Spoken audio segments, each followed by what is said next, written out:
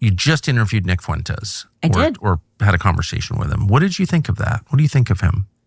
I mean, I can tell you my experience was entirely fraudulent with him. So I had him on the show, welcomed him into my home, and he was very nice. We told him we're going to cut a controversial trailer. We're going to show you like these clips of you talking trash about me, and you can talk about whatever you want for as long as you want. Ask any questions you want to ask. It went great. He left. He said, thanks. We can now be friends. So Candace is talking about a interview that she did with Nick Fuentes. This conversation between Candace and Tucker has since gone viral with them both talking about Nick. Tucker goes on to accuse him of being a Fed, involved in the CIA. And Candace here is saying that the interview that she did with Nick went great, and she's not sure why Nick was so upset. Which, here's their interview. I don't think it went great. I think Candace was, I don't know what the word is, downplaying the hostility of it. But I don't think that's Candace's fault. Nick talks a lot of shit, in her words, and she wants to talk about it. So I don't think that's a fault of hers. I don't think she should say it went great when it didn't. But again, I don't think that's Candace's fault. So let's listen in and see some clips from the interview. You kind of went on the attack about me speaking to Dave Smith, right? And saying, actually, I think we do have that clip. Skylar, I think we do have that clip. Actually, we do have that clip. Of me speaking to Dave Smith. Do you want to run that clip? She has nothing to do with me. She wants nothing to do with me. Doesn't do anything with me. No invitation, won't bring me on the space, won't bring me on the show. I mean, it's her show. No acknowledgement, nothing. She doesn't have to. But she is going to do a show with Dave Smith, Jew, Aiden Ross. And I like Aiden Ross. I've said that before. I like Aiden Ross. But it's like you get canceled and attacked by Jews, and then you go and give it away to all the Jews, really? And finally, Aiden asks her, so what are your thoughts on Nick Fuentes?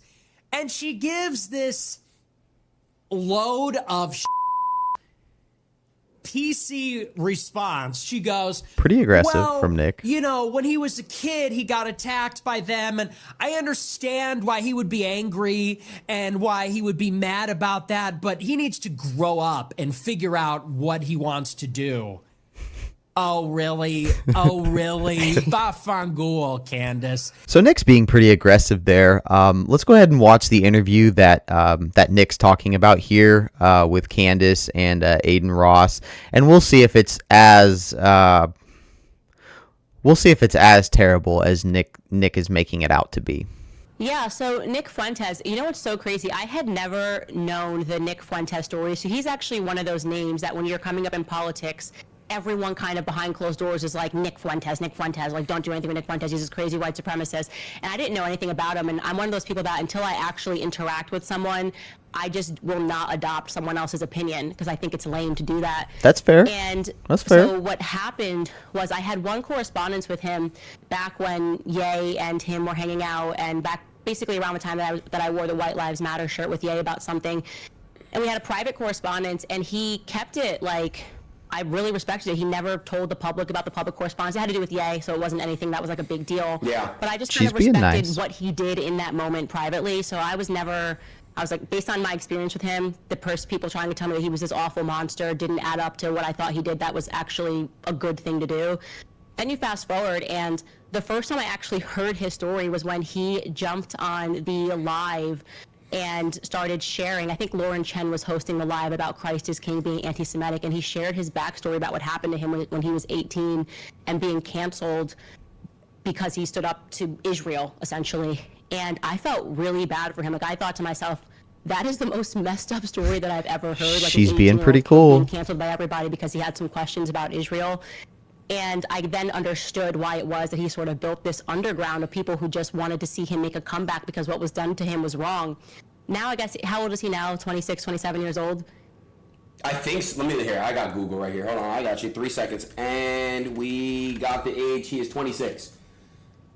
Yeah, so, impressive to have built that when everyone kind of canceled you early on for something that you said when you were 18, which should never happen to anyone ever. You should be allowed to be 18 years old and say stupid stuff. And you can understand why then he went to like the extreme of being really angry, because who wouldn't feel that way if they had done all of that to you over like standing up to saying Israel's a foreign country, why do we have to support it? But I think at the age of 26 and 27, people are expecting a little bit more like growth there. Like I'm wondering, like, okay, you have Here's the what platform, pissed Nick off. you beat the thing, right? People are following you and listening to you. Like, what are you going to present now? You know, what are you going to be? You don't have to do the jab, just saying things to be whatever. Like, what are you actually going to present to the public?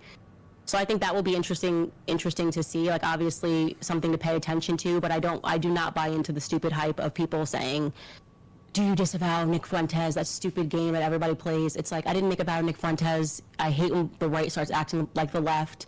And he's right to be mad at the people who did stuff to him when he was 18, you know? Gotcha.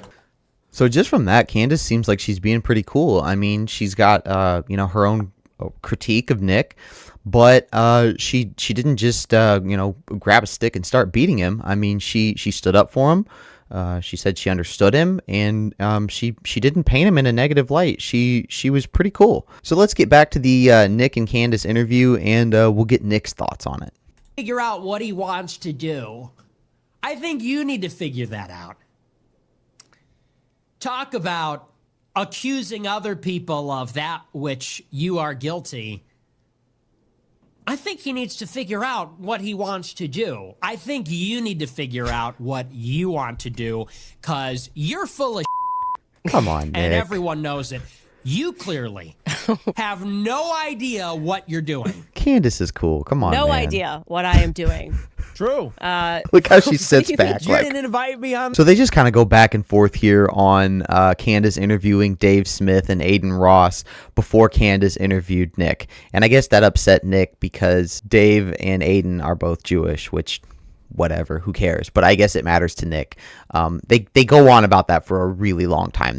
They talk about that. Candace is like, what's the problem here? And Nick just keeps trying to defend himself. And I think what Candace is really after is an apology. Like, she just wants Nick to say, hey, Candace, I'm sorry, I was a little rash.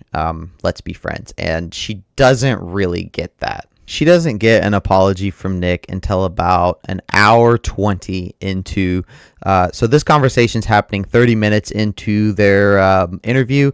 She doesn't get an apology until an hour 20. So they talk for almost an hour before he says anything remotely like, hey, maybe I was a little rash on that. So let's listen in. You know, maybe I've been unfair to you. I don't know you, and like you said, we talked once and twice. We finally got there. No, but it's true. All right, look what she said. She said, we finally got there.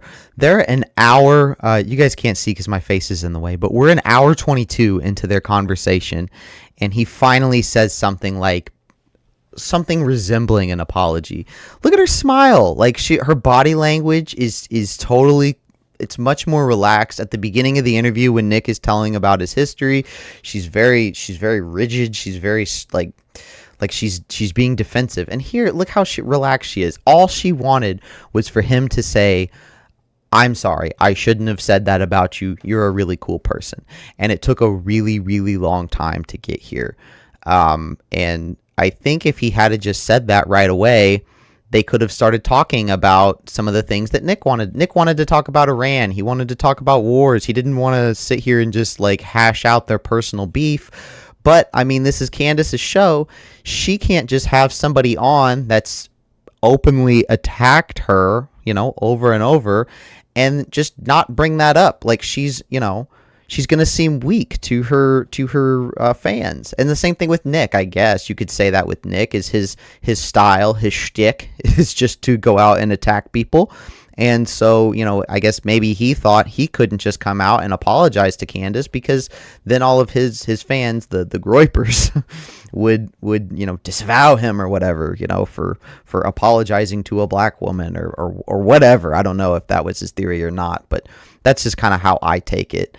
And he goes on here in this podcast to say some pretty interesting things to Candace, which we'll listen in on. But suffice it to say, so far this interview has not gone great, as Candace said.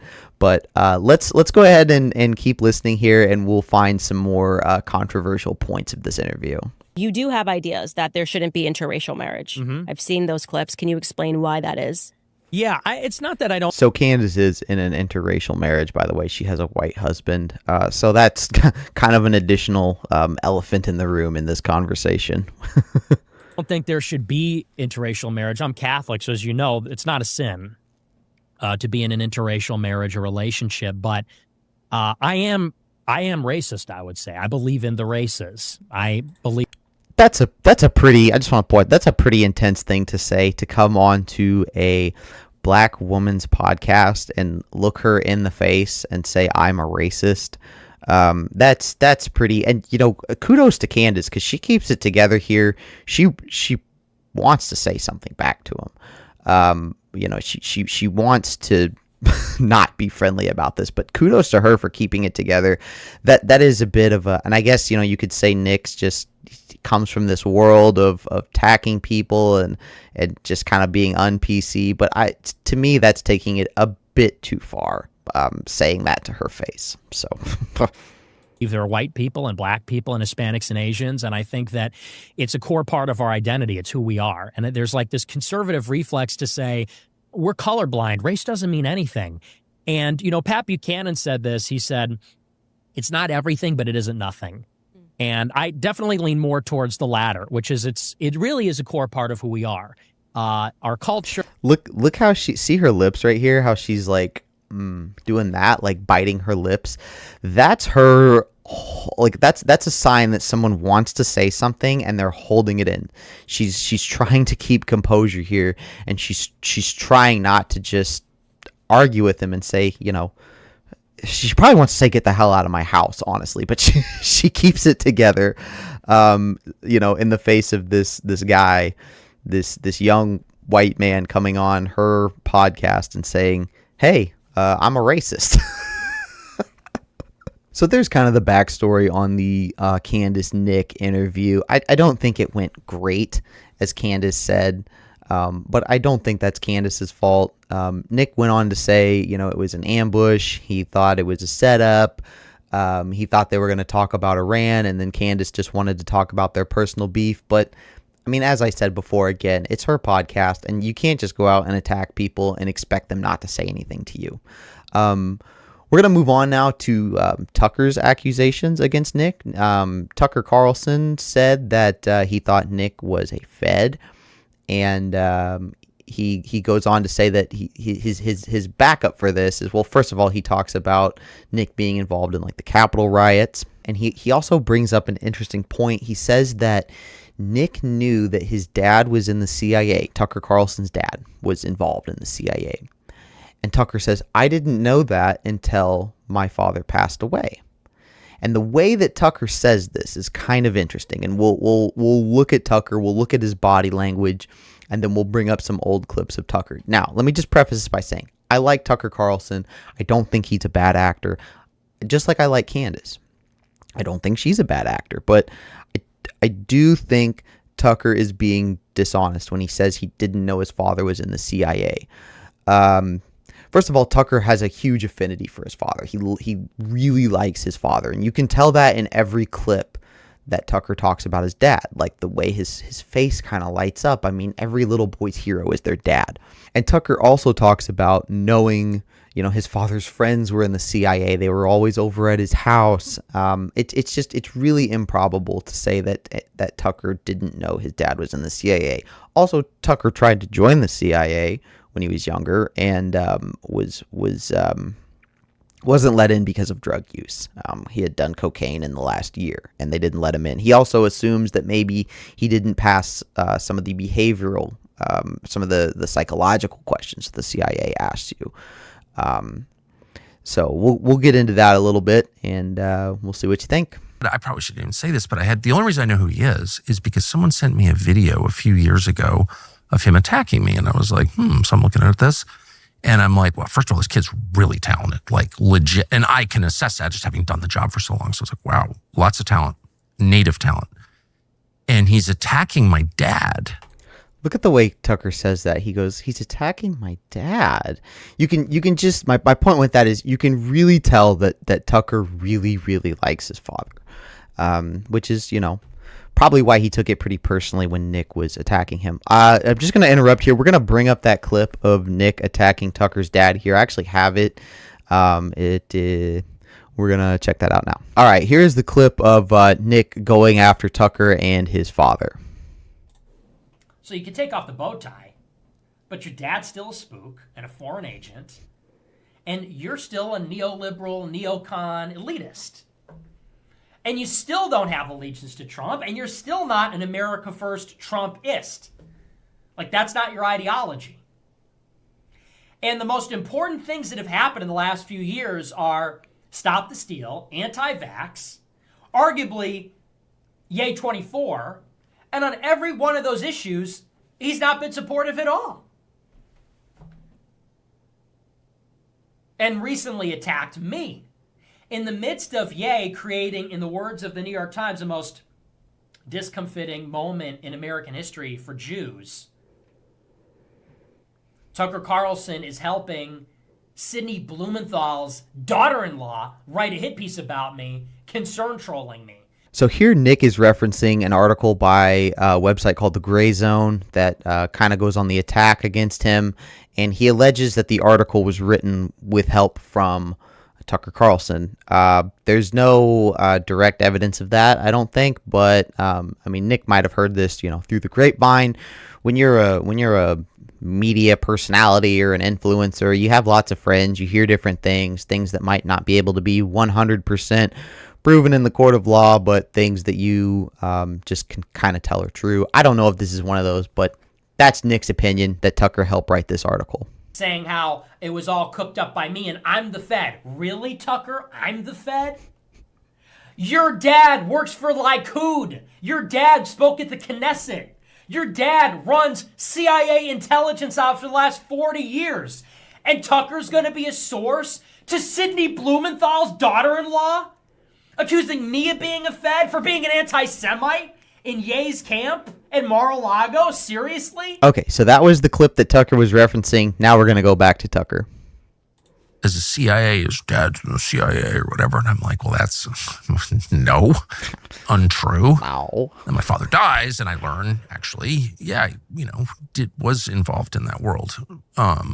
I was completely shocked by it. So completely shocked. No one has to believe me, but that's just a fact. Right. I do not believe Tucker here. Like I said, I really like Tucker. I think he's done some amazing work, especially since he left Fox News and went on his own. I'm a huge fan of the Tucker Show, but I do think that Tucker's being dishonest here. Now, why would he be dishonest? Well, the kind of audience he has today wouldn't take too kindly to this news. If he came out and said, my dad was in the CIA, maybe he was involved with the CIA when he was at Fox News a little bit, I don't think his audience would take too kindly to that. People would be suspicious of him.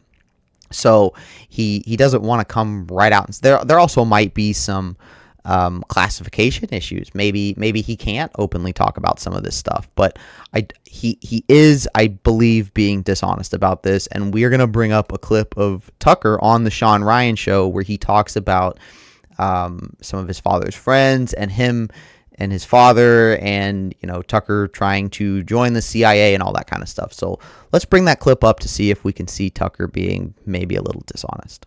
You were trying to get into CIA. Yeah, as Vladimir Putin reminded me. I don't know how you knew that. Yeah, I applied to CIA when I was a senior in college. What did you want to do for the CIA? Operations. Yeah, it was completely different organization. Well, who knows? So Tucker brings up a good point here. The CIA was viewed very differently at this time. This would have been the late 80s, early 90s. You had America versus the Soviet Union kind of thing going on. Most people's impression of the CIA at this time is like the James Bond impression, right? We're for America. We're for democracy. We're going after these godless commies that, most people had a good view of the CIA, as did Tucker. So that the CIA was a very different organization back then and perceived very differently. That's what it was, actually. I don't know. I mean, I was operating on the basis of a lot of my father's friends served as operations officers, some really wonderful guys. Interesting. I guess I probably shouldn't name, but who were always at our house and were just legit interesting people and smart people. He says a lot of these CIA operations officers were at our house. But, everything changed after 9/11. You worked for CIA, so I don't need to tell you. But I think that the explicit paramilitary part was much smaller. And these were like spycraft guys, a lot of them probably involved in, who knows what they're involved in, but they were definitely literate and smart and interesting. And they lived in all these countries, and we had just traveled a lot. And my dad was really interested in the world. And, we never went to Florence or something. We always would go to weird places. And he was just interested in how people lived in different cultures and learning about them. And So he talks about going to a lot of different countries with his dad. They went to Pakistan. They went to Nicaragua. They went to, he went to Vietnam with John McCain. So he went a lot of these exotic places with his father. He talks about having CIA operations people over at his house. They were friends of his dad's. He lived, down the street from this big CIA guy. It's not feasible to me that Tucker didn't know his dad was in the CIA, but I could understand why Tucker would be a little dishonest about it, honestly. I mean, if he came out and said, yeah, I applied for the CIA. I wanted to be in the CIA. My dad was in the CIA, people wouldn't take too kindly to that. Also, Tucker applied to be in CIA operations and was turned down. But maybe maybe he was hired to be a journalist from the CIA. Maybe his time at Fox, maybe there was some CIA influence there that he doesn't really want to get into. I mean, he publicly left Fox. He's obviously not in that life anymore, but he very well could have been involved in CIA propaganda at his time during Fox, and he just doesn't want to get into that. I think now the kind of stuff that he talks about, the kind of guests that he brings on, are very conspiracy theory oriented. I don't think he's still in that life, but I don't think he wants to admit it, and I can honestly understand why. So final thoughts on this, final thoughts on the Candace Owens, Tucker Carlson, Nick Fuentes feud. I think Candace got canceled, got fired from the Daily Wire, and just like Nick had been, Nick came to her defense. Nick expected her to, extend an olive branch, have him on her show. When that didn't happen, Nick went on the attack against Candace. Candace was like, hey, I'm already being called a racist and an anti-Semite and all this stuff. I'm not going to have somebody who is much more of these things come on my show. And it upset Nick. Nick went on his show and started attacking Candace. Candace brings him on her show and wants to talk about it. Rightfully so. If someone was out there online saying bad shit about you, you'd want to, if you bring them on your show, you're not just going to ignore it and seem weak to all your followers. No, you're going to bring it up. And that's what she did. And I guess that upset Nick. But what are you going to do, man? You can't talk about people and then expect them not to say anything. With Tucker didn't like that he was talking about his dad. Tucker didn't like that he attacked him. And, Nick reasonably brings up, hey, I believe your dad was in the CIA. And there's much more clips, too, that we could bring up of Tucker talking about his dad and the different places that they go. But it's not feasible to me that Tucker only found out about his father's involvement with the CIA after he died. I do think it would be an amazing interview if Tucker would bring Nick Fuentes on, and if Tucker would maybe admit that he lied. I mean, Tucker loves to ask tough questions of people. Tucker loves to put people. I mean, just look at his interview with Ted Cruz. I mean, he grilled Ted Cruz. I mean, at one point, Cruz says, Cruz is like, what's he say? He's like, be less snarky. Be a little less snarky. I know, you're right. That is a problem that I have. I'm sorry. So Tucker can be pretty prickly and ask some tough questions. And I mean, I think Tucker would have most people's utmost respect if he brought Nick Fuentes on. Let Nick say whatever he wanted to him. He could say whatever he wanted to Nick. And if Tucker would say, you know what? Yep, my dad was in the CIA. I knew about it, and I lied because I'm scared. I didn't want all this to come out, and I didn't want people to talk trash about me. But there it is. Sorry about that. And I think people would go, wow, if Tucker did that. I certainly would, but that's just me.